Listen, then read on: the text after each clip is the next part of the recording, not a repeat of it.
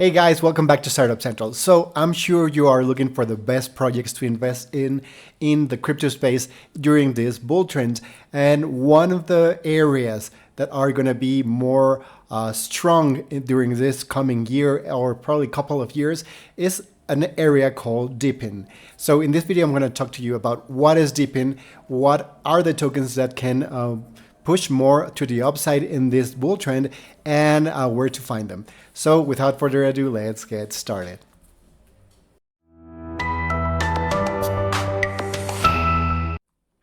Okay, guys, so DePin it is. DePin means Decentralized Physical Infrastructure. So let's think about this like Facebook or Meta or Google. They have their own servers, and it's just not like 100 servers. They have thousands, if not tens of thousands of servers hosted in their own facilities. So this is not decentralized. This is centralized because all of those servers are managed and owned by one single entity, in this case Google or Amazon or Meta or one of those huge companies. Now, there are pros and cons to this being centralized, mostly for those companies. So DePin, it's quite the opposite, is decentralized. So it's the same physical infrastructure, and this could be computer servers, it could be antennas like for cellular communications, it could be a lot of different things. And by them being decentralized, it helps two causes. One, of course, is to stop censorship. So imagine a decentralized Twitter or a decentralized Meta. It would be very hard for certain entities to block what you're trying to say on those platforms. Also, if you remember well, a couple years ago, some companies were dumped by Amazon Web Services because they didn't match or align with what Amazon was trying to do. So basically they closed their business, they stopped providing them with these services, and their business fell down and they died. Well, one of them resurrected, but anyway, it is a great risk for these companies, and DePin allows these companies to survive any kind of centralized efforts to kill that company. So this brings a lot of demands to this industry. Another thing is that there are a lot of new services that can be created around decentralized physical infrastructure, and new competitors can arrive to this area by different means than by getting a lot of money from Wall Street and basically following what their Wall Street wants these companies to do. One of the best cases for this is called Helium, which is a network, and we've spoken extensively about Helium in these last few videos. So as you might remember from those videos, Helium is a kind of decentralized internet. So they have antennas all around the world, and actually these antennas do not belong to Helium. They belong to people like you and I who have placed those antennas in our homes, and by doing this we receive tokens. So we're mining tokens, HNT tokens, by providing these services to HNT. And at the same time, HNT gets the chance to use your antenna, my antenna, and everyone's antenna around the world to provide cellular services. So they grew. I mean, it's astounding how fast they grew and were able to compete with huge behemoths of the telecommunications industry like AT&T. They are already providing cellular services in the US. I understand that Miami is one of their test markets and they're doing pretty well. I read some reviews about their services yesterday, and most people have found that there's nothing they can complain about, and they're providing it at a really low price compared to the competition. How do they manage this? Because they pay you and I in tokens instead of paying in money. Now, is that good for you and I if we provide antennas? Potentially during this kind of market, yes. So, and a lot of people who used to hold Helium or had these antennas during the bear trend were kind of disappointed. But guys, they already had purchased their antenna, they already had it installed, and it was there. So they didn't. Most people didn't stop mining, and now they're being compensated really dearly because the Helium has seen a little rise to the upside, and there's a lot more way up to the upside for this particular token.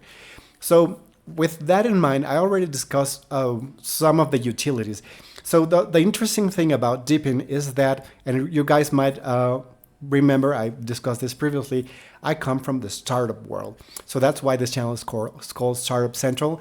Eventually, I figure out that blockchain provides a lot of opportunities for startups to create things that are no longer possible to do on Web 2 because of the monopolies over there.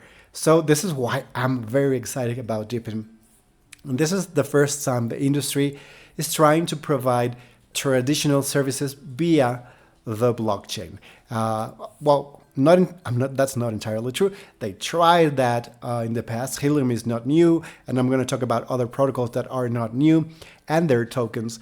But there hadn't been a really strong push. So I'm going to show you my browser so we can see there's a website I'm going to point you to. But we're going to be discussing these tokens right now. Now that you already understand what DePin is and why it's so strong, just look at the stock exchange and how big of company is AT&T, Verizon, or Orange if you are in Europe, or America Móvil if you are in Latin America. Those are huge companies that it's really hard, or Amazon Web Services. So or Google, guys. This industry is huge. The possibility of making profits it's enormous. So for us as investors, there is a really interesting chance of making 100x or maybe even more, and I'm going to tell you why. So let's go to the browser. I'm going to show you these tokens, the main ones. There are dozens and dozens, but I'm going to show you the main ones. They have been classified by one particular website. I'm going to point you to that. Okay, so here we are.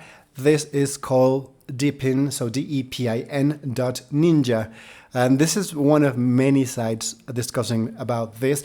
You are going to be hearing about DePin a lot more often because it's one of those crypto narratives that are not necessarily new, but people are looking into this because these are real businesses. And guys, all of those tokens I've been recommending in the past few videos, most of them are solid businesses. They have a solid business model behind them. Some of them have traction, they're making money, they have users. So that compared to empty tokens that have no utility, or they might have some utilities, but they're just vaporware, this is so much better. So this are the tokens that this website is presenting, and I'm going to comment briefly on some of them.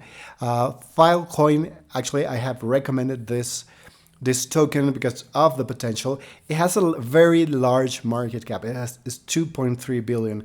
However, guys, DePin is hot, and the need for the services is still strong. So Filecoin is a competitor to Dropbox. So if you ever use Dropbox, you know what it is. That's storing files in the cloud. And this is a lot more than just regular people like you and I storing our stuff in the cloud. They are providing encrypted services. So why would you want to store a company's information on the cloud? Well, if it's encrypted and is decentralized, this is actually a better proposition than if it's just, let's say, Dropbox and they get hacked, everything is gone. So they have redundancy, and I'm sorry if I'm getting a little bit technical again and come from the start. I'll try to keep it to an investor level, which I also am. So redundancy is a way of saying they have backups of backups of backups spread all over the world in different chunks in different computers. I hope if you need further explanation, please let me know in the comments, and I'll happily do another video specifically on one of these projects if you're interested in that. So Filecoin is that copy of Dropbox. They do have this revenue, so I'm sure they could push this further. But of all these projects, they have the largest revenue. In the last 30 days, they made around $500,000. And while this could sound little compared to most crypto projects, even to most regular companies that are not making a profit because they are reinvesting all that, like Amazon, this already says a lot about Filecoin. Now, Filecoin, I was reading their website the other day. They're trying to enter a little bit more into competing with Amazon Web Services, which is huge, guys. If you take Amazon AWS out of Amazon, what is left is just a tiny company. The most important part of Amazon as a company is AWS because they make a lot of money. So Filecoin is entering that arena. So they're going to be providing CPU for people who want to run services on the internet, but in a decentralized way. So remember that projects, we were talking earlier in this video that their business was killed because AWS, Amazon, decided to kill them. That wouldn't happen in a decentralized environment. So that's one of the coins that I like the most. The price has been going higher. It's broken some resistances and is set to go really high. So we have Storage. I don't know how to pronounce that, but or Story if you come from the old Roman Empire. But they also are in the storing arena. So they are providing cloud services for storage. Akash is one of the most popular protocols. While they don't have a lot of revenue, $49,000, they are a direct competitor of AWS. That's what they do as the core business. So they are providing CPU services for people who want to run, let's say, their websites or want to run Web3 contracts and all that. So their market cap, now we are in the mid caps, that's $500 million. So the possibility of Akash going further up is good. And Storage, the same thing. What I don't love about Storage as compared with Filecoin is that they are not as known. I mean, I've used them both. And actually, I used them both like a year ago. And Storage was okay. I'm sure they have been improving their protocol. And again, if you want me to do a video on any particular project that we're going to be discussing today, I'll be happy to do that. Just write that in the comments. Okay, let's go further. We now have GeodeNet. So this is basically a GPS kind of service that also works like Helium. They have antennas in a lot of homes around the world, and they use them to pinpoint things in a map. So while, let's say, Google Maps, they don't necessarily cache, they're kind of starting to build a business around advertising for companies that are looking for physical advertising. But Google Maps still is not a strong business. They don't have like a solid business model. So GeodeNet is competing with them in terms of what services they provide. But hopefully they'll be able to compete with Google Maps and Apple Maps and all those. Again, this is still not as strong as the other ones I've discussed, but the market cap is really low. This is a micro cap. It's 6.61 million.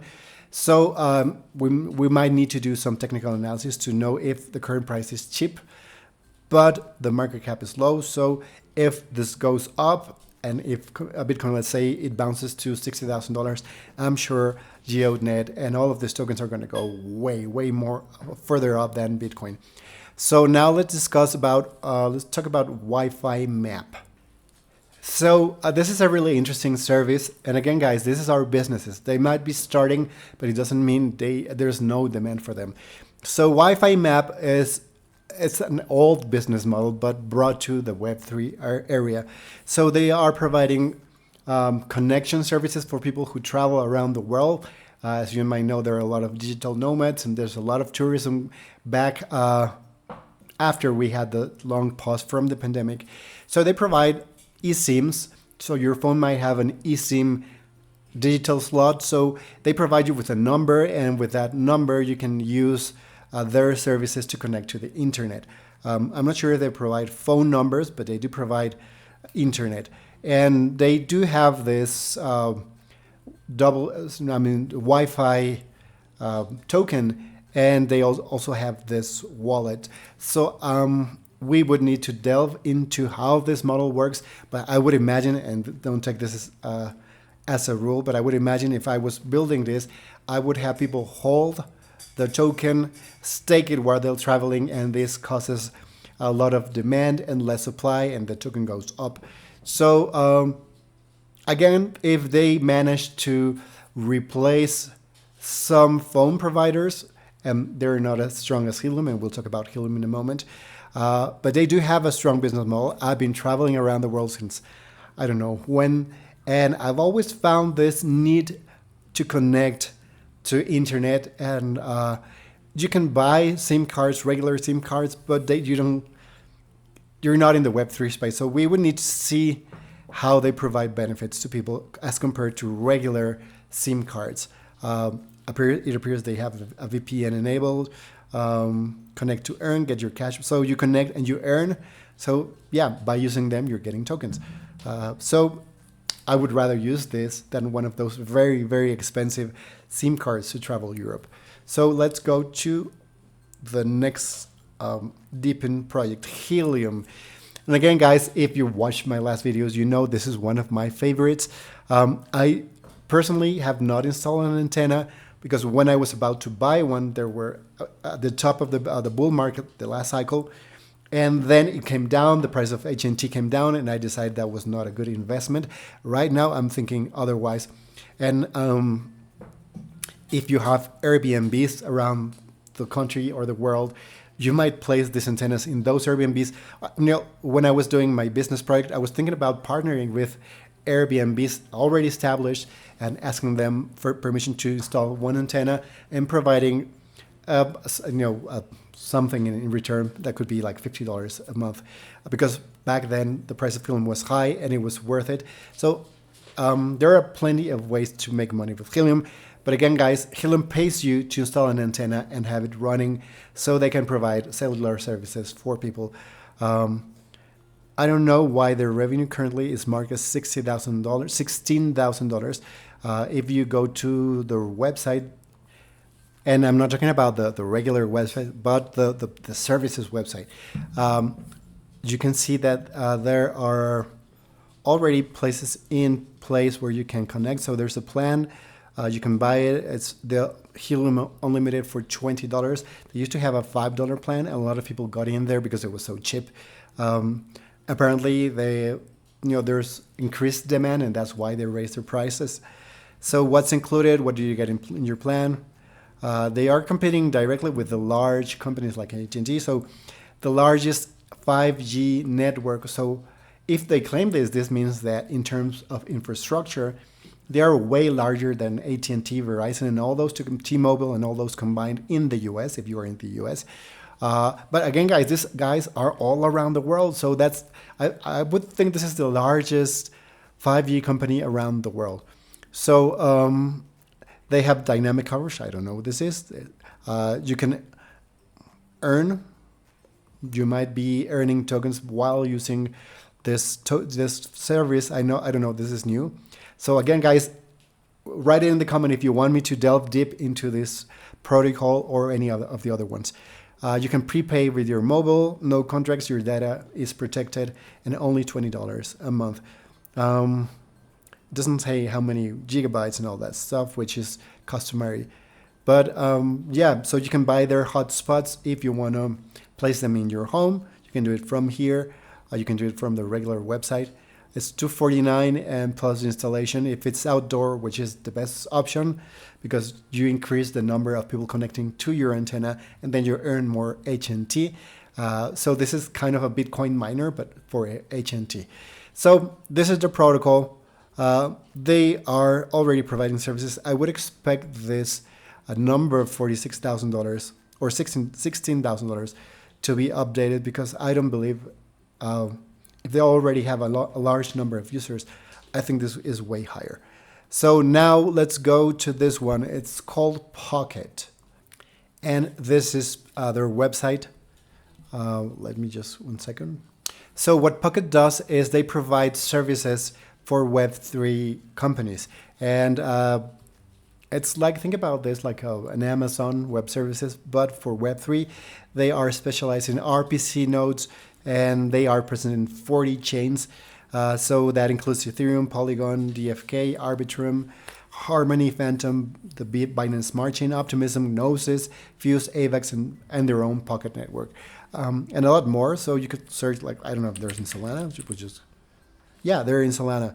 So they are in the major ones. And who would buy their services? People who are creating services for the Web3 community. They're backed by 20,000 independent nodes.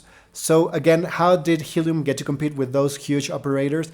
Because they use people who provide those services. So they don't have to invest in antennas all over. Do you know how costly it is to put antennas all around the country? Well, these companies outsource that to you and I and a lot of people around the world, and they don't have to spend that money, and they pay it in tokens. So they don't have to spend real money. And I mean, tokens are kind of real money, but kind of not. So companies that are creating Web3 companies or protocols are leveraging this model that is not available for the Web2 industry. So so they provide this. The token, you can use it to build and for governing. And basically they say, well, these are their numbers. And if you want, again, you want me to go deep into Pocket, I'll be happy to. But we don't want to make this an extra large video. So we have the graph, their token is GRT.